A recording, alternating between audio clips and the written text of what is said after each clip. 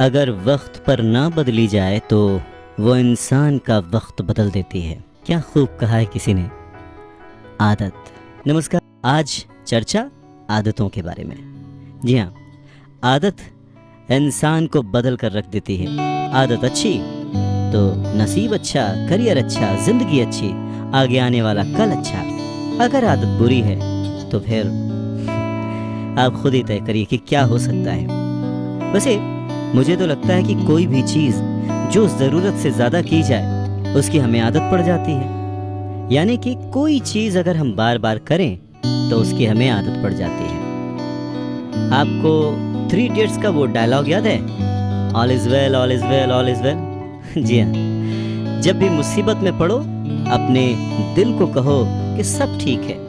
और अगर आप ऐसा बार बार करो तो एक वक्त ऐसा आ जाता है कि दिमाग और दिल मान लेते हैं कि सब कुछ ठीक है और उन्हें मुसीबत में भी ना घबराने की आदत पड़ जाती है। और ठीक उसी मुसीबत की घड़ी में अगर आप परेशान हो जाओ, नकारात्मक सोचना शुरू कर दो तो फिर जान भी जा सकती है। यानी कि ये जो आदत का चक्कर है ये बहुत ही सीरियस मैटर है और उसे लाइटली तो बिल्कुल नहीं लिया जा सकता। रिसर्चर्स भी यही कहती हैं कि हमारा दिमाग एक पैटर्न फॉलो करता है।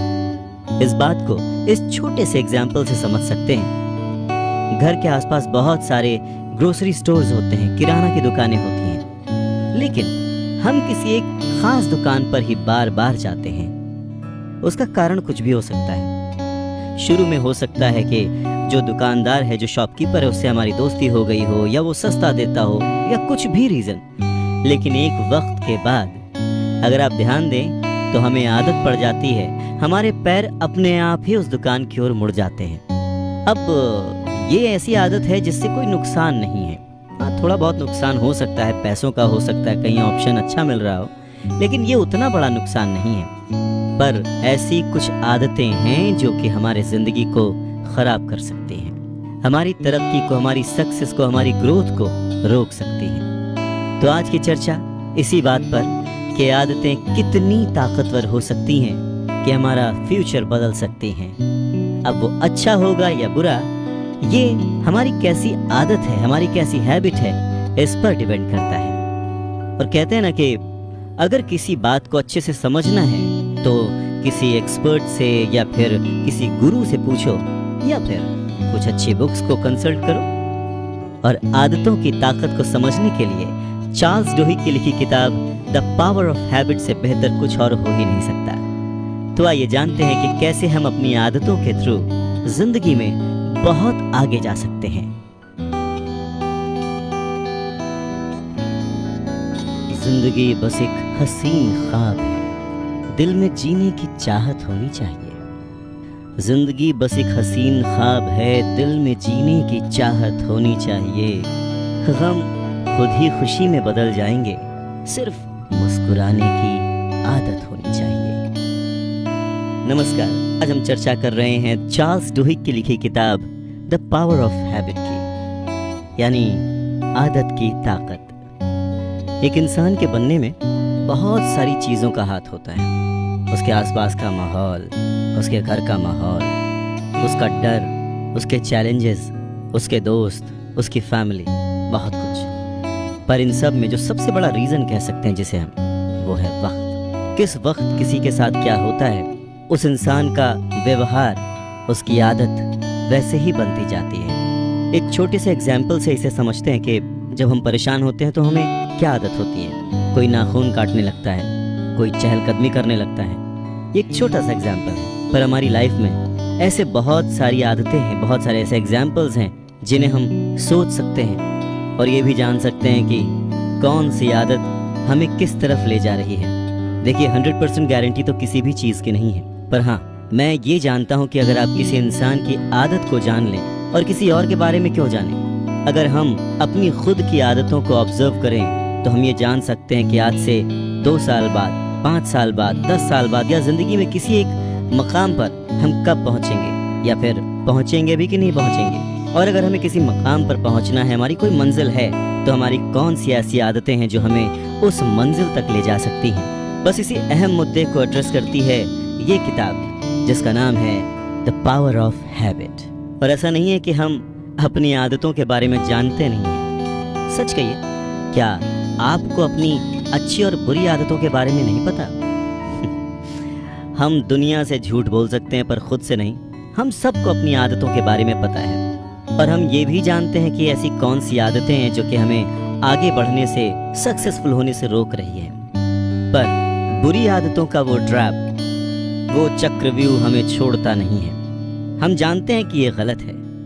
ऐसे बहुत सारे एग्जाम्पल्स हैं जो कि दिए जा सकते हैं। ऐसा नहीं है कि वो लोग जो उन आदतों में फंसे होते वो कोशिश नहीं करते, वो कोशिश करते हैं उससे छूटने की, पर धीरे धीरे वो उन्हें स्वीकार कर लेते हैं, एक्सेप्ट कर लेते हैं कि ये मेरे से नहीं होगा, ये आदत मुझसे नहीं छूटेगी। पर ये किताब इसी बारे में बात करती है और बहुत स्ट्रांगली ये बात कहती है कि कोई भी आदत बदली जा सकती है।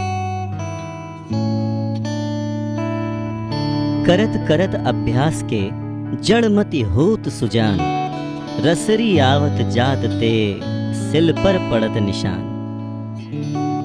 आपने ये दोहा जरूर सुना होगा। इसका मतलब है कि कोई अगर एक ही चीज, एक ही काम रोज प्रैक्टिस करे, उसको इतना प्रैक्टिस करे कि उसकी वो आदत बन जाए, तो वो जिंदगी में सफल जरूर होता है। ठीक वैसे ही जैसे कि एक कमजोर सी रस्सी बार बार कुएं के पहिए पर घिसती रहती है और वहां पर जो पत्थर रखा होता है उस पर रस्सी के आने जाने से निशान पड़ जाता है। यानी कि कमजोर सी रस्सी से जब पत्थर तक कट सकता है तो फिर इंसान के दिमाग की तो बात ही क्या और उसके टैलेंट की बात ही क्या। बस जरूरत है अपनी प्रैक्टिस को, अपने लक्ष्य को अपनी आदत बनाने की और वही अभ्यास रोज करने की। पर हमारी रूटीन लाइफ में हम इस पर बिलीव नहीं करते, हमें भरोसा नहीं होता कि ऐसा हो भी पाएगा। इसी बात को प्रूव करते हुए चार्ल्स एक बहुत ही अच्छा सा एग्जाम्पल देते हैं, एक छोटी सी कहानी सुनाते हैं एक बुजुर्ग आदमी के बारे में जिन्हें दिमागी बुखार हो गया था, यानी ब्रेन फीवर हो गया था, और जिसकी वजह से उनके जो ब्रेन में चीज़ें बदलने लग गई थी और वो बहुत सारी चीज़ें भूलने लग गए थे। जब वो घर आए तो मतलब वो अपने दोस्तों को कभी पहचानते, कभी नहीं पहचानते, कभी आने जाने वालों को पहचानते, नहीं पहचानते, लेकिन कुछ एक ऐसी चीज़ें थी जो वो कभी नहीं भूलते थे। उन्हीं में से एक चीज़ थी कि एक दिन वो बुजुर्ग बैठे थे और अचानक से उठे, किचन में गए, अपने लिए एक पोच बनाया और लेके आ गए और रेडियो ऑन किया और बैठ के रेडियो सुनते हुए पूरा एग ख़त्म कर दिया। आधे एक घंटे बाद उन्होंने सेम चीज़ फिर की, किचन में गए, अंडे उठाए, बनाया, पकाया, लेके आए, रेडियो के पास बैठे, सुना, खाया, और एक बार नहीं कई बार उन्होंने ये चीज़ रिपीट की। जब उन्होंने कई बार ये चीज़ की, लाइक 5, 6, 7, 8 बार कर डाली, तो उनकी जो वाइफ थी वो परेशान हो गई।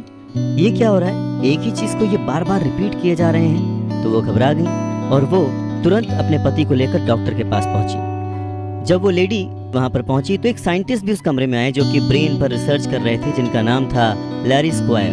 वो एक प्रोफेसर थे और पिछले कई सालों से मेमोरी के ऊपर रिसर्च कर रहे थे कि किस तरह से जो ब्रेन के अंदर चीज़ें होती हैं वो काम करती हैं। तो इन सारी बातों पर उनका रिसर्च चल रहा था और उनसे ये बात शेयर की गई। और उनकी ये बात सुनकर सिर्फ लैरी स्क्वायर ही नहीं बल्कि उस वक्त के जितने भी साइंटिस्ट, डॉक्टर्स थे जो कि ब्रेन से रिलेटेड रिसर्चेस कर रहे थे, काम कर रहे थे, वो सब बहुत ही ज़्यादा सरप्राइज थे। क्यों? क्योंकि ये पहली बार था जब उन्हें ये देखने को मिला कि एक इंसान जिसे अपना नाम तक याद नहीं है, जो अपने फ्रेंड्स भूल गया है, जो आने जाने वालों को नहीं पहचानता और ऐसी बहुत सारी बातें वो भूल गया है, लेकिन उसे अपनी रोज़मर्रा की चीज़ें याद हैं।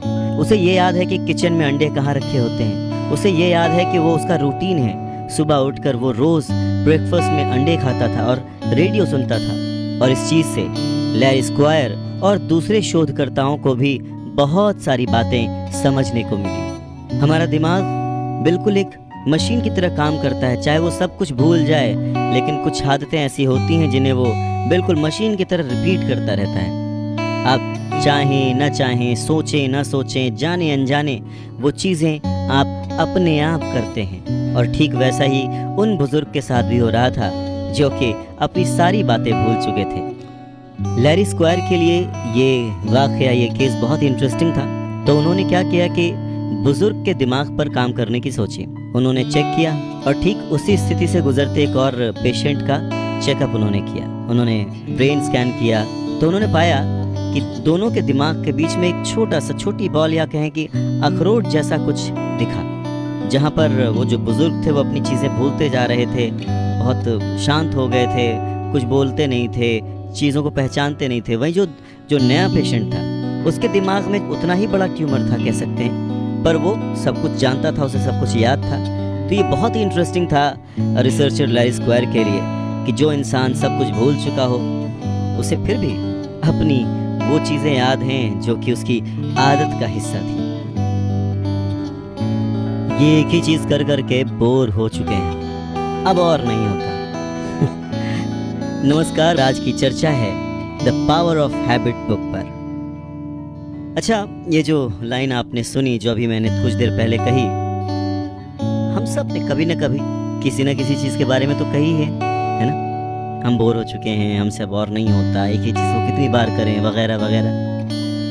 आदतों के साथ वैसा नहीं है। हमें पता ही नहीं चलता कि कब हम सेम चीज़ हर दिन ठीक उसी वक्त पर करते हैं, और ये सब हम कर पाते हैं हमारे दिमाग के एक हिस्से की वजह से, जो कि जब हम सोने चले जाते हैं तब हमारी इन आदतों को कलेक्ट करता है, उनको एनालाइज करता है, और क्योंकि हम रोज़ वही चीज़ करते हैं तो हमारा दिमाग भी उन्हें मेमोराइज कर लेता है, उन्हें याद कर लेता है, इनका एक पैटर्न बन जाता है। अच्छा, दूसरी चीज़ है चंकिंग। ये एक ऐसा प्रोसेस है जिसमें दिमाग एक्टिविटीज़ की किसी भी चेन को एक नॉर्मल रूटीन में बदल देता है। मतलब अगर ये कहें कि आदतें जो बनाने का कारण है वो ये चंकिंग है तो गलत नहीं होगा। अब आचरण चंक्स कैसे होते हैं? ऐसे बहुत सारे सेट्स होते हैं, बहुत सारे चंक्स होते हैं जिन पर हम रोज़ डिपेंड करते हैं। बहुत ही छोटी छोटी चीज़ें हैं, जैसे कि जब आप उठते हैं तो ब्रश उठाकर पेस्ट करते हैं, उसके बाद नहाते हैं।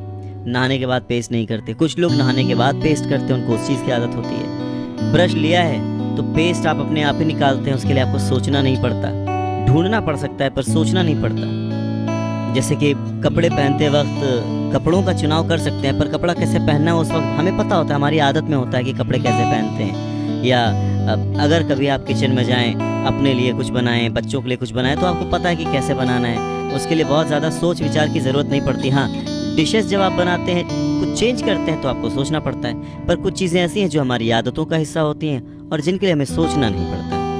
साइंटिस्ट कहते हैं कि आदतें अपने आप उभर आती, क्योंकि दिमाग जो है ना वो कोशिश नहीं करना चाहता ज़्यादा, क्योंकि जो हमारा दिमाग है वो हमारा ही है। हम भी जैसे चीज़ों को करने से बचते हैं, मेहनत करने से बचते हैं, वैसे हमारा दिमाग भी नई नई चीज़ों के बारे में बहुत ज़्यादा सोचने से बचता है, अवॉइड करता है। तो जब वो नई चीज़ों को सोचने से बचता है तो वो क्या करता है? वो उन्हीं पुरानी चीज़ों को हमें बार बार दोहराने को कहता है जो कि हम करते आए हैं, और इस तरह से हमारी आदतें बन जाती हैं। अच्छा, दिमाग के इस बिहेवियर का और आदतों का एक फ़ायदा और भी है कि दिमाग फिजूल का जो बर्डन है, जो प्रेशर है, वो नहीं लेता। अब टूथब्रश पर पेस्ट डालें कि न डालें, ये सोचने में टाइम वेस्ट करने के बजाय दिमाग उसको आदत में ढाल देता है, और फिर हमारा दिमाग फ्री होता है कुछ नया सोचने के लिए, कुछ ऐसा सोचने के लिए जिससे हम तरक्की कर पाएं, कुछ ऐसा सोचने के लिए जिससे हम आगे बढ़ पाएं। और इस बात पर अगर मैं आपको कहूँ कि जो आप पाना चाहते हैं ज़िंदगी में, जो आप बनना चाहते हैं ज़िंदगी में, अगर उसे भी अपनी आदतों में शुमार कर लें तो आपका दिमाग ज़्यादा स्ट्रेस नहीं लेगा। बस उसी प्रैक्टिस को, उसी गुड प्रैक्टिस को बार बार आपको रिपीट कराता रहेगा, जिससे आप अपने आप सफलता के उस मुकाम पर पहुंच जाएंगे।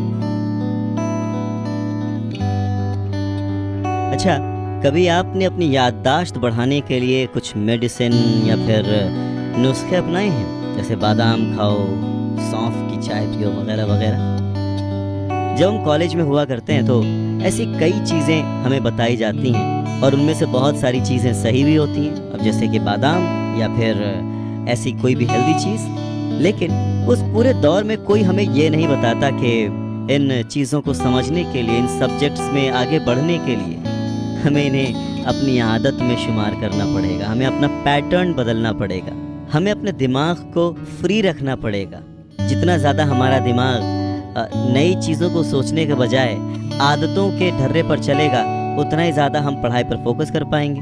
अच्छा, यहाँ आदतों से मतलब अच्छी आदतों से है। अगर कोई बुरी आदत है देन तो फिर वो आपको डिस्टर्ब करेगी। अब देखिए, एक छोटी सी सिचुएशन लेते हैं कि मान लीजिए रोज सुबह उठकर आपको ये सोचना पड़े कि अब क्या करूं, ब्रश उठाऊं तो ब्रश के बाद क्या करूं, क्या उसमें पेस्ट लगाऊं, पेस्ट लगाने के बाद क्या उसे ब्रश करूं, ब्रश करने के बाद क्या मुंह धोना चाहिए, मुंह धोने के बाद क्या नहाऊं कि नहीं नहाऊं। अगर इतना कुछ हम सोचने लग जाएं रोज, तो हमारा कितना वक्त जाएगा और हमारा दिमाग पागल हो जाएगा। तो कुछ चीज़ों का आदत हो जाना ज़रूरी है, हमारे लिए फ़ायदेमंद है, ताकि हमारा दिमाग कुछ नई चीज़ें सोच सके। अच्छा, जैसे अभी हमने टूथब्रश टूथपेस्ट की बात की, क्या कभी हमने सोचा है कि जब टूथब्रश या टूथपेस्ट नहीं हम करते थे, उसके पहले हम क्या करते थे? दांतों को साफ करते थे किसी भी तरीके से। जैसे इंडिया में दातून का इस्तेमाल होता था, पेड़ों की जो डंठल होती है, पतली डालें होती है, उनका इस्तेमाल होता था, उनसे दांत साफ होते थे। ऐसे ही हर जगह तरह तरह के तरीके थे, कोई नमक तेल से साफ करता था, कोई कैसे भी साफ करता था। और इसी आदत पर एक बहुत ही इंटरेस्टिंग कहानी है कि किस तरह से इस आदत का फ़ायदा उठाकर एक बहुत ही बड़े बिजनेस का और एक बहुत ही बड़े ब्रांड का जन्म हुआ। तो बात 19th सेंचुरी की शुरुआत की है।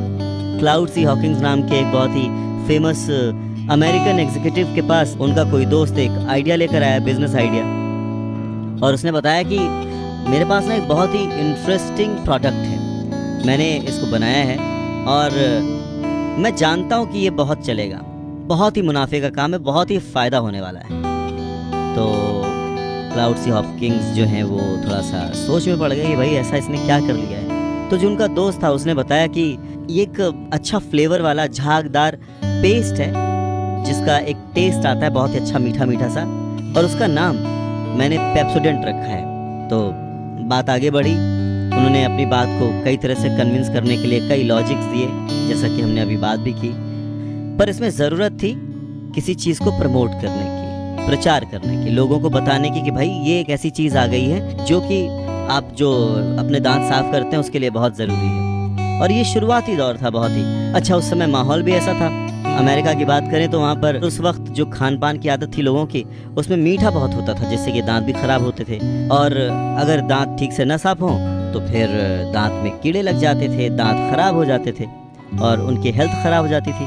साथ ही साथ उस वक्त फर्स्ट वर्ल्ड वॉर का सीन था, तो जब सैनिक भर्ती किए जाते थे तो उस वक्त के अधिकतर लोगों के दांत खराब निकलने लगे, जो कि एक बहुत ही हेल्थ हाइजीन का इशू था।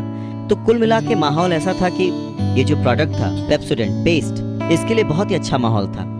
पर क्योंकि एकदम नई चीज़ थी तो हॉपकिंस जो हैं वो थोड़े से घबरा गए थे कि अब इसको कैसे प्रमोट किया जाए, इसको कैसे बेचा जाए। पर उनको इस बात पर पूरा विश्वास था कि लोगों को दांत साफ करने की ज़रूरत तो है, और उस वक्त जिस तरह का प्रेशर लोगों पर था वर्ल्ड वॉर के वक्त, लोगों को नई आदत बनाने में जो कि उनको तरक्की दिलाए, जो कि उनके देश को बचाए, जो कि उन्हें जिताए, ऐसी आदत बनाने में कोई भी पीछे नहीं हटेगा। तो आखिर कैसे हॉपकिंस ने लोगों को इस पेस्ट की आदत डाल दी? दो चीज़ें हॉपकिंस ने बहुत ध्यान दी, और जो हॉपकिंस ने सिखाया वो आज भी मार्केटिंग के बेसिक रूल्स में हर किताब में लिखा हुआ पाया जाता है।